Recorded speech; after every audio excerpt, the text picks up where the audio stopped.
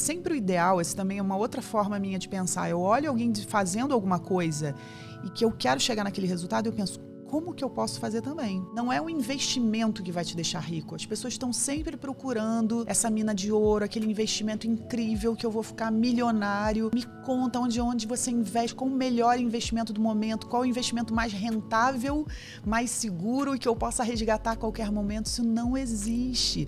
Essas coisas eram meio paliativas, porque eu dizia na época que eu não era empreendedora, que eu não gostava de vender, que eu tinha vergonha. Mas eu superei a vergonha porque era uma necessidade.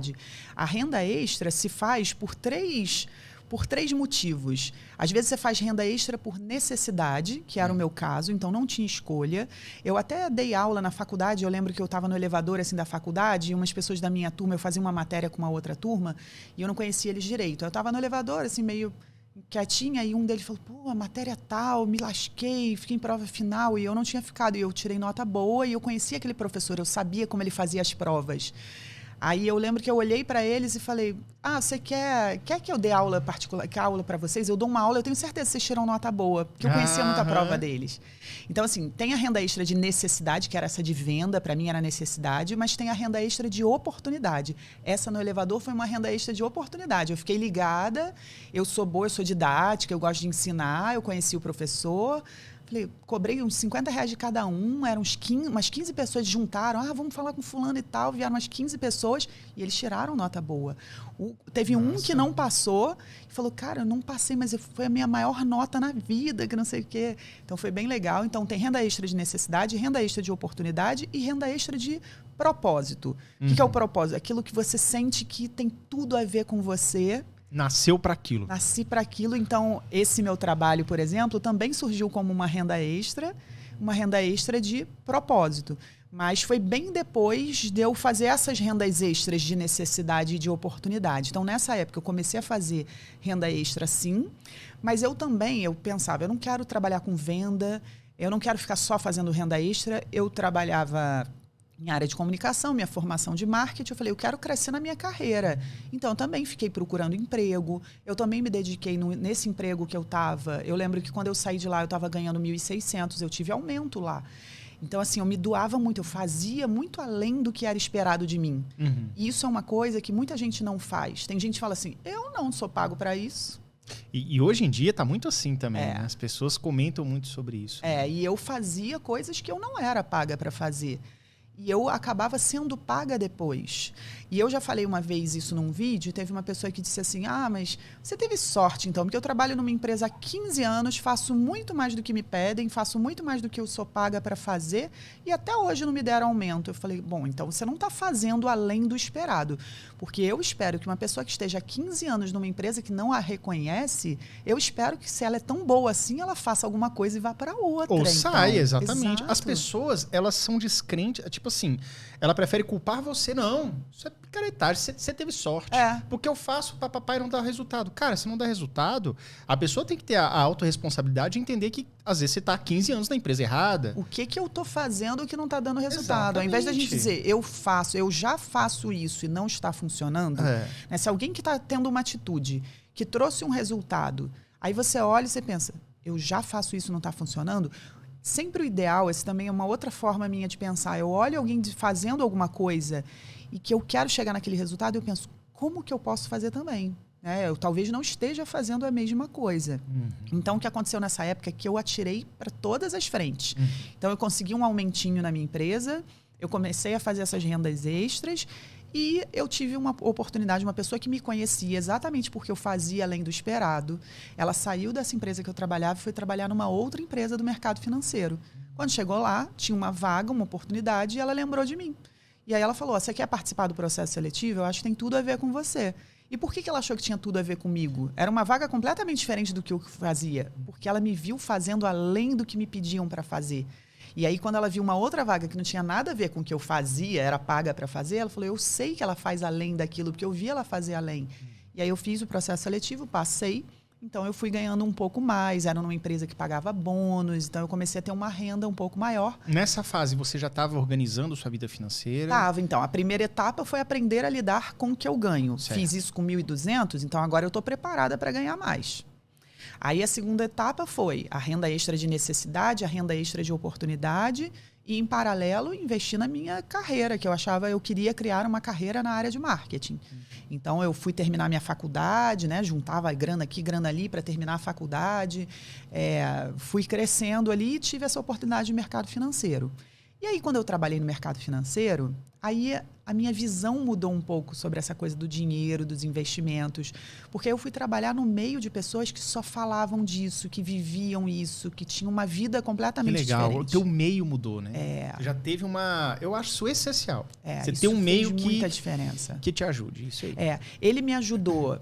Porque lá, por exemplo, dentro da empresa eu fiz alguns cursos sobre investimentos de graça, porque a empresa tinha isso. Porque as pessoas começavam a falar de coisas e eu me interessava. A primeira vez que eu ouvi falar de Pai Rico, Pai Pobre, eu achava que era um blog. Falei, o que é isso, Pai Rico, Pai Pobre? Aí eu fui lá, é um livro. Eles estavam falando sobre isso. Aí eu comprei o livro e fui ler o livro. Então, assim, foi descobrindo outras coisas e era um círculo que me puxava muito.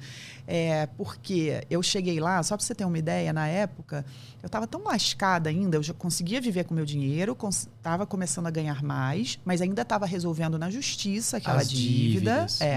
Não entrei, não fiz novas dívidas, era aquele financiamento que eu estava resolvendo, mas era tudo ainda muito contadinho, era muito, né? Apertadinho. Eu lembro que quando eu entrei no mercado financeiro, eu tinha um único sapato preto de bico fino e que ele já estava abrindo uma boquinha de jacaré e que era mais barato eu comprar Super Bonder do que comprar sapato novo. E de vez em quando eu estava assim no escritório, aí eu cruzava a perna e eu olhava e tá abrindo.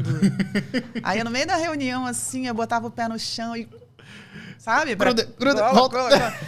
Então, Cara, aquele meio até me puxava para isso. Eu tinha que mudar, né, meu modo de me vestir. O mercado financeiro tem essa coisa do dress code do mercado financeiro, né? Então, assim, mudou muito. Todo esse contexto mexeu muito comigo. Entendi. E lá... só para completar, uma coisa que me motivou muito é que, trabalhando lá, eu sabia que se eu fizesse... Aí eu me formei, né, me graduei. Se eu fizesse um MBA, só o fato de eu entrar num MBA, eu já poderia ganhar um pouco mais. O RH já me daria um aumento. Tinha essa perspectiva ali, né? Então, ali naquele momento, eu comecei a organizar minha vida financeira para eu ser capaz de pagar mensalmente uma mensalidade de um MBA, na época de uma instituição, né, super renomada, e eu fui fazer esse MBA. E aí eu também tive um aumentinho. Então, ali as coisas começaram a se ajustar. Isso foi de 2009 para 2010, mas eu ainda tinha esse financiamento para resolver na justiça. Você já tinha nessa época um expertise aí de pelo menos 5 anos de autogerenciamento, né? De tirar o caos da sua vida financeira, né?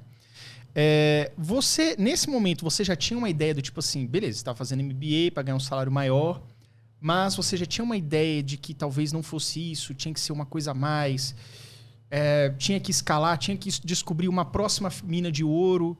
Porque imagina, até porque você já tinha conhecimento do livro Pai Rico, Pai Pobre, ele fala do Kiyosaki, é um livro básico, gente, mas um livro bem bacana. Se você quiser começar a entender de finanças, de como funciona a vida, né, financeira, isso é um bom ponto de partida.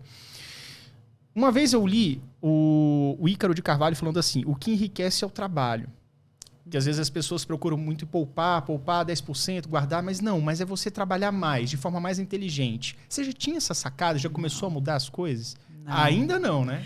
Não, e essa é uma sacada super importante. Assim, eu concordo 100% com o Ícaro e acho que é importante as pessoas terem essa consciência de que não é o investimento que vai te deixar rico. As pessoas estão sempre procurando essa mina de ouro, aquele investimento incrível que eu vou ficar milionário. A ação que vai explodir. É a ação que vai explodir. Onde é que esses youtubers estão botando o dinheiro deles? Me conta onde você investe, qual o melhor investimento do momento, qual o investimento mais rentável, mais seguro e que eu possa resgatar a qualquer momento. Isso não existe.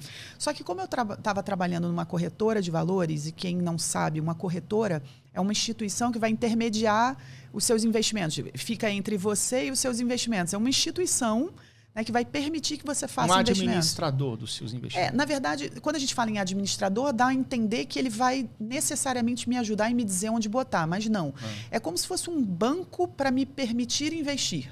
É isso, tem que passar por ali, mas não necessariamente vai me indicar, né? Eles têm conteúdos, podem comentar as coisas, mas você é quem tem que decidir os seus investimentos. E eu não sabia de nada disso. Quando eu fui trabalhar numa corretora, eu achei até que eu estava indo trabalhar numa corretora imobiliária. Será que é de imóveis? Eu não entendia nada. Lá eu comecei a entender um pouco das coisas, descobri esse mundo, aí comecei a achar todo mundo com cara de rico, falando de investimento, era o home broker, né? O home broker é o sistema onde você entra para comprar e vender ações, fundos imobiliários, aquelas telas bonitas, era tudo tão chique. E eu entrei em 2008. E em 2008, eu fui o pé frio da Bolsa, né? Porque 2008 teve aquela queda, a crise, Lehman Brothers, exatamente. E logo que eu entrei, tiveram 2 circuit breakers. Circuit breaker era quando a Bolsa para evitar uma grande queda, bateu 10%, menos 10. Cai 10, ele trava umas horas, o pessoal chegou a 15, vai evitar o pânico, queda de né? 15. Caramba. Eu entrei nessa maluquice, eu não estava nem entendendo o que estava acontecendo, estava achando tudo super emocionante. Mas eu percebi que ali tinha muito dinheiro, e que as pessoas estavam perdendo muito dinheiro. Para elas perderem, elas ganharam. Então, como é que faz para ganhar esse dinheiro todo e não perder? Será que eu entrando agora eu vou conseguir entender como não se perde? Né? Tava achando ali que ali era a mina de ouro. Só que trabalhando ali, eu não conseguia entender direito de investimentos. A linguagem da própria corretora era muito estranha, assim, não era fácil entender. Eu participava de reuniões, eu ajudava, tinha um videochat na época, o YouTube nem era tão forte assim, e aí a gente fazia um programa em que o analista ficava assim, com o computador, com o microfone, e as pessoas mandavam perguntas pro analista sobre investimentos. Nossa. Como era de dia, era tarde, nem sempre participava muita gente. Então eu entrava e eu também mandava pergunta para encher de pergunta, para o analista ter muita coisa para responder. Para responder. E eu vou contar agora um segredo de bastidor. Não sei se um dia alguém de lá vai assistir isso. Espero que o analista não assista, que eu acho que ele vai ficar meio triste, mas às vezes não entrava ninguém. Nossa! Aí era eu que mandava você pergunta. Mandando, caralho. E aí ele saía do estúdio, às vezes abria a porta, ele sempre abria a porta e falava, tudo bem, tudo certo, que eu ficava lá dentro da ilha de edição. Aí eu, tudo bem. Às vezes ele abria a porta e falava, hoje teve pergunta boa, né? O pessoal tava bom, que massa, só que era eu. E às vezes ele abria e fala, porra, mas pergunta foi aquele cara viajou, é um idiota, né? Idiota, ele é um idiota mesmo. Porque eu usava aquilo para aprender. Sim. Então eu não sei o que é isso. O que é não sei o que? Aí depois ele vinha comentar, que pergunta é aquela? Como é que um investidor não sabe isso? Mas era eu. Então eu fui aprendendo muito ali, porque ele explicava fácil, a linguagem dele era legal. Você foi metendo assim, desculpa, assim, foi metendo o nariz nas coisas. Você foi investigando. E eu acho que esse é o requisito básico da pessoa que quer não apenas sair do buraco, digamos assim, mas alguém que quer prosperar, né? Sim, eu gosto muito de estudar. Eu acho que essa é uma característica das pessoas que realmente atingem resultado, é você gostar de aprender e você partir da premissa que tem muita coisa que você não sabe. Tem gente que tem uma postura de isso eu já sei, isso já me explicaram, isso é fácil para mim. Não, tem muita coisa na vida, a gente não sabe muita coisa. Tem gente que a gente não, coisa que a gente não tem a menor ideia que a gente não sabe. Caraca. Porque o que eu não sei, eu procuro saber. Mas é aquelas coisas que eu não tenho a menor ideia que eu não sei, eu não tenho nem como procurar saber. Não então sabe nunca nem vai que chegar, existe, né? não vai nunca nem chegar a mim.